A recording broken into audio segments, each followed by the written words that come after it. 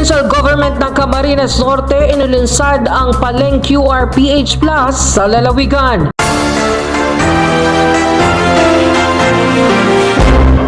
Naglunsad ng programang Paleng QRPH sa People's Freedom Park ng Daet ang Provincial Government of Camarines Norte. Ito ay naganap sa pakikipagtulungan ng BSP at DILG na naglalayong gawing digital at cashless ang mga transaksyon sa mga pampublikong pamilihan, transportasyon at maliliit na negosyo sa buong lalawigan. Pinangunahan ni Acting Governor Joseph Ascutia ang programa kung saan ipinaabot niya ang kanyang pasasalamat sa lahat ng katuwang na sektor na naging susi sa tagumpay ng paglulunsad.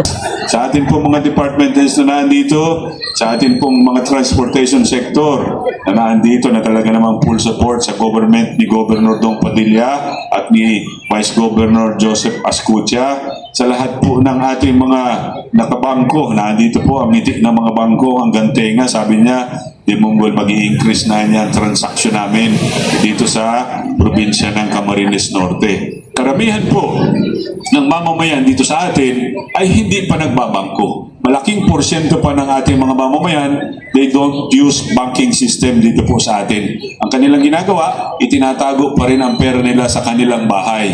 Meron po akong isang pinsan, kasusunog lang ng kanyang bahay 2 weeks ago. Ang kanyang mga titles ng kanyang properties at yun pong kanyang pinagkakakitaan sa Danau na mahigit 200,000 nakalagay lang doon sa kanyang bahay.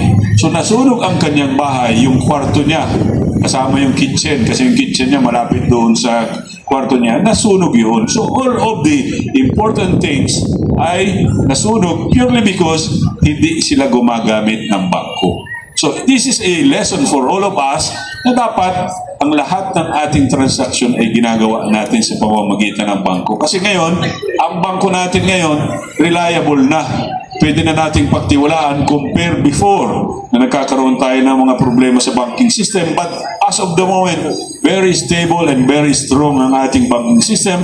So dapat gagamit na tayo ng bangko at ito ang pwede nating gawin. Yung ating sinasabi, cashless transaction. So the mere fact that this cashless transaction ay sa pamamagitan ng mga digitalization, hindi na sa pamamagitan ng pera. Dumalo rin ang mga matataas na opisyal ng pananalapi kabilang sina BSP Governor Eli Remolona Jr. at South Luzon Regional Director Tomas Garino Jr. na nagbigay ng kani-kanilang mensahe ng suporta para sa digitalization ng lokal na ekonomiya. Nakisa rin sa nasabing okasyon ang mga miyembro ng Sangguniang Panlalawigan. Dumalo rin ang mga market vendors, kooperatiba, tricycle operators and drivers association o TODA mula sa iba't ibang munisipalidad.